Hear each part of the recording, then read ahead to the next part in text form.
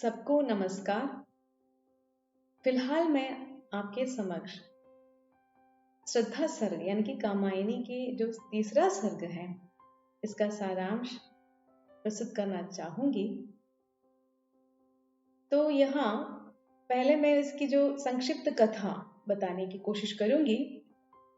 जल प्लावन और देव जाति के विनाश को देखकर मनु चिंतित है, किंतु धीरे धीरे प्राकृतिक परिवर्तन के साथ ही मनु के मन में आशा का संचार होता है। वह अकेलेपन से ऊब जाते हैं। तभी अचानक हिमालय क्षेत्र में विचरण करने के लिए आई हुई श्रद्धा से उसकी भेंट हो जाती है, यानी कि मनु की भेंट हो जाती है। मनु को देखकर श्रद्धा उसके समीप जाकर पूछ बैठती है, हे मानव, तुम कौन हो जो इस निर्जन वन में उद्विग्न होकर घूम रहे हो? यद्यपि तुम मेरे लिए अपरिचित हो, तथापि तुम्हें देखकर ऐसा लगता है कि तुम मेरे लिए एक रहस्यमय प्राणी हो। मनु ने जब श्रद्धा का मधुर स्वर सुना तो उसे ऐसा प्रतीत हुआ जैसे कोई भ्रमरी मधुर गुंजन कर रही हो। मनु पागल से श्रद्धा का मुख चंद्रमा निहारने लगी। श्रद्धा ने अपने कोमल शरीर पर नील रोम वाले मेषों का चर्म धारण किया हुआ था, जिससे ऐसा प्रतीत हो रहा था मानो नीले मेघों के बीच गुलाबी रंग का बिजली का फूल जो है खिल गया हो। उसके घुंघराले बाल कंधों तक आकर मुख चंद्रमा को घेरे हुए थे। श्रद्धा के अप्रतिम सौंदर्य से मनु विस्मय या विमुग्ध हो उठते हैं। आगे श्रद्धा का मधुर स्वर सुनकर मनु अभिभूत हो जाते हैं। उन्हें ऐसा लगता है मानो श्रद्धा ने नया जीवन प्रदान किया हो। वे अत्यंत विनम्रता से श्रद्धा से कहते हैं, मैं एक अभागा व्यक्ति हूं, जीवन के निर्दिष्ट लक्ष्य से हीन, पहेली के समान व्यस्त जीवन की समस्या को सुलझाने के उधेड़बुन में विस्मृति और मार्ग पर अनजान बनकर चल रहा हूं। मैं स्वयं अपनी आंखों के सामने सृष्टि प्रलय एवं देव जाति के विनाश को देखा है। अब मैं यह मान चुका हूं कि जीवन का अंत जो है सदैव घोर निराशा में ही होता है। और इस प्रकार श्रद्धा और मनु का जो प्रथम मिलन हो जाता है। श्रद्धा मनु को सांत्वना देती हुई कहती है, हे तपस्वी, तुम इतने थके हारे क्यों हो? क्या तुम्हारे हृदय में जिज्विषा शेष नहीं रह गई है? भले ही तुम्हारा अतीत दुखपूर्ण रहा हो, लेकिन भविष्य तो स्वर्णिम हो सकता है। जीवन का उद्देश्य वैराग्य नहीं है, बल्कि काम मंगल से मंडित श्रेय को जीवन में अपनाओ और उसे सार्थक बनाओ। आगे वो कहती है, इस तरह जो है श्रद्धा के मुख से प्रेरणायुक्त बातों को सुनकर मनु का मुख दुख आवेग से जो है कम नहीं होता। तो फिर उसे और भी उसे सांत्वना देने की कोशिश वह करती हुई इस प्रकार करती है, निराश होकर कर्म क्षेत्र से मुख मोड़ना ठीक नहीं है। माना कि तुम जीवन के दांव को हार चुके हो, लेकिन वीर व्यक्ति तो मरकर इसको जीतते हैं।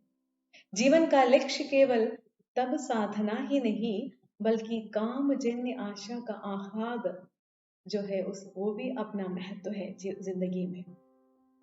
इसका भी जिंदगी में अपना महत्व है, इसलिए कर्म क्षेत्र की ओर निकल पड़ो।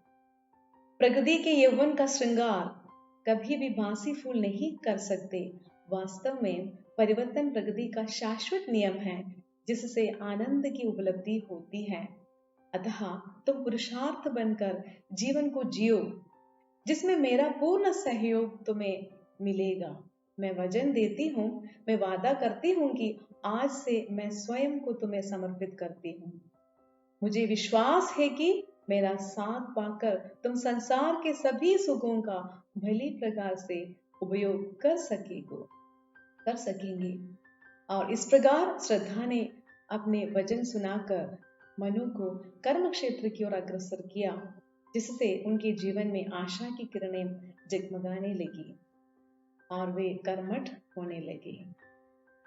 तो इस प्रकार प्रस्तुत सर्ग में हिमालय के क्षेत्र में विचरण करती हुई श्रद्धा का आगमन, मनु से उसकी मुलाकात, श्रद्धा के अप्रतिम सौंदर्य से मनु का अभिभूत हो जाना, श्रद्धा द्वारा हताश मनु को सांत्वना देकर कर्म क्षेत्र की ओर अग्रसर करना आदि घटनाएं जो है यहाँ वर्णित है।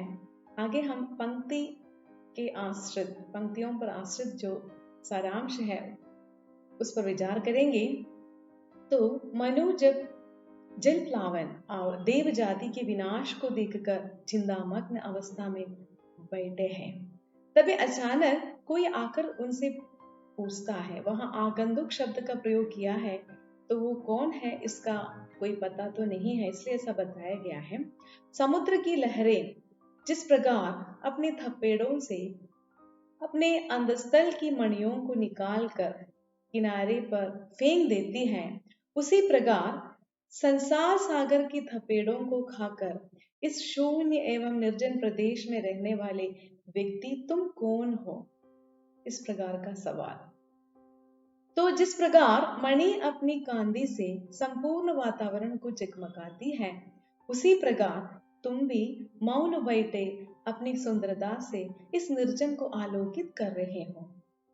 श्रद्धा मनु से इस प्रकार पूछती है, हे अपरिमित व्यक्ति, तुम मधुरता से युक्त हो, लेकिन चिंताक्रांत होने की वजह से थके हुए हो, और ऐसा लगता है जैसे कि इस निर्जन वन में ऐसे शांत भाव से बैठे हुए हो, जिससे मानो ऐसा लगता है मानो तुमसे संसार के संपूर्ण रहस्यों को भली भांति तुमने जान लिया है, और तुम्हारे मौन से तुम्हारी बाह्य सुंदरता का आभास मिलता है। साथ ही यह स्पष्ट हो जाता है कि तुम्हारा हृदय करुणा से परिपूर्ण है, और तुम्हारे मन की चंचलता ने जो है आलस्य अथवा जो है अकर्मण्यता का रूप धारण कर लिया है। तो इसलिए तुम अकर्मण्य यहाँ बैठे हुए हो। कवि का कहना है कि मनु को ऐसा लगता है जैसे कि श्रद्धा मधुर वाणी में किसी भ्रमरी के समान मीठा गुंजन कर रही हो।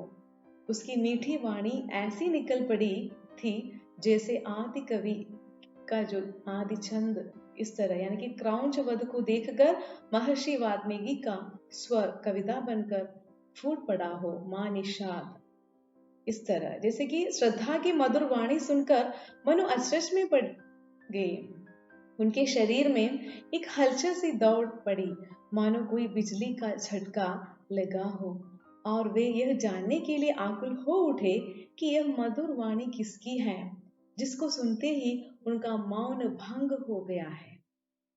आगे देखिए, मनु को जिज्ञासा हुई, और जब उन्होंने ऊपर की ओर देखा तो यानी कि वो नतमस्तक बैठे हुए थे, इसलिए ऊपर की ओर देखा तो उन्हें एक सुंदर मूर्ति दिखाई दी। वो तो श्रद्धा थी। श्रद्धा की आंखें बड़ी आकर्षक थी, उन नैनों में एक जादू थी। श्रद्धा का शरीर ऐसा था मानो फूलों के भार से लदी हुई कोई डाली हो, या कोई काले बादलों से घिरा हुआ चंद्रमा। कवि श्रद्धा के सौंदर्य का वर्णन करते हुए आगे बताते हैं, श्रद्धा का बाह्य सौंदर्य वैसे ही प्रभावी और आकर्षक था जैसा कि उसका हृदय। श्रद्धा अंदर बाह्य सौंदर्य की प्रतिकृति थी, ऐसा बताया जाता है, जैसे कि हृदय की अनुकृति बाह्य उदार, एक लंबी काया उन्मुक्त। उसकी काया पर्याप्त लंबी थी। हृदय की उदारता और विशालता के समान ही उसका शरीर विस्तृत एवं लंबा था। उसके शरीर से भीनी भीनी खुशबू आ रही थी। मधुरता से युक्त होने के कारण वह अत्यंत आकर्षक लग रही थी, जैसे कोई छोटा शाल का वृक्ष हो जिससे भीनी भीनी गंध फूट रही हो, और जो सरस हवा के झोंकों से झूमता हुआ अत्यंत प्रिय लग रहा हो, सुंदर लग रहा हो। इस प्रकार तो गांधर्व प्रदेश में उत्पन्न होने वाली बेड़ों की नीले रोम वाली चिकनी खाल से सुंदरी श्रद्धा का शरीर जो है भली भांति ढका हुआ था। ऐसा लग रहा था मानो श्रद्धा ने अपने शरीर की रक्षा करने के लिए मेषों की चर्म को रक्षा कवच के रूप में धारण कर लिया हो। उसके इस नील वर्ण यानी कि उस रंग की जो वेशभूषा में श्रद्धा का जो कोमल और अधकुला अंग जो है अत्यंत आकर्षक लग रहा था। ऐसा लगता था मानो मेघों के समूह के मध्य में बीचों बीच गुलाबी रंग का बिजली का फूल जो है खिल रहा हो। श्रद्धा के मुख सौंदर्य क्या कहने, वह तो ऐसा लग रहा था मानो पश्चिम दिशा में काले बादल छा गया हो और उन्हें भेदता हुआ लालिमायुक्त सूर्य मंडल उदित हो रहा हो। श्रद्धा का मुख ऐसे दिखाई देता था जैसे छोटा सा ज्वालामुखी नीलम के छोटे से एवं शांत पर्वत की छोटी सी चोटी को पकड़कर धधक रहा हो। यानी कि वसंत रात्रि में उसका मुख जो है सौंदर्य लगातार ऐसा दिखाई दे रहा था।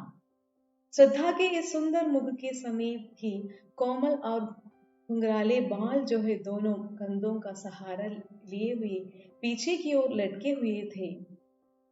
कोमल और घुंघराले बालों से जो है खिरा हुआ मुख ऐसा लग रहा था मानो छोटे छोटे बादल अमृत पान करने हेतु चंद्रमा के निकट आ गए हो। मनु को देखकर श्रद्धा मंद मंद मुस्काने लगी। उसकी मुस्कुराहट ऐसी दिखाई दे रही थी मानो प्रातःकालीन लालिमायुक्त सूर्य की उज्जवल किरणें नई नई कोमलों पर विश्राम कर रही थी। उसकी अंगड़ाई लेती हुई अलसा रही थी या उस प्रकार अलसा रही हो ऐसा प्रतीत हो रहा था। नित्य एवं शाश्वत यौवन से परिपूर्ण श्रद्धा का सौंदर्य चित्त को जो है आकर्षित करने वाला था और वह करुणा से युक्त कामना की सजीव मूर्ति भी भासित हो रही थी। जो भी उसके इस सौंदर्य के दर्शन करता था उसके मन में आलिंगन या स्पर्श का भाव अपने आप ही जागृत हो जाता था। श्रद्धा के सौंदर्य में इसकी शक्ति निहित थी। उसके एकमात्र स्पर्श से ही जड़ वस्तुएं चेतनायुक्त हो जाती थी। तो इस तरह ये जो सर्ग में की जो कथा जो है यहीं पर मैं समाप्त कर रही हूँ। आगे की जो कथा को हम अगले वीडियो में देखेंगे। सबको धन्यवाद।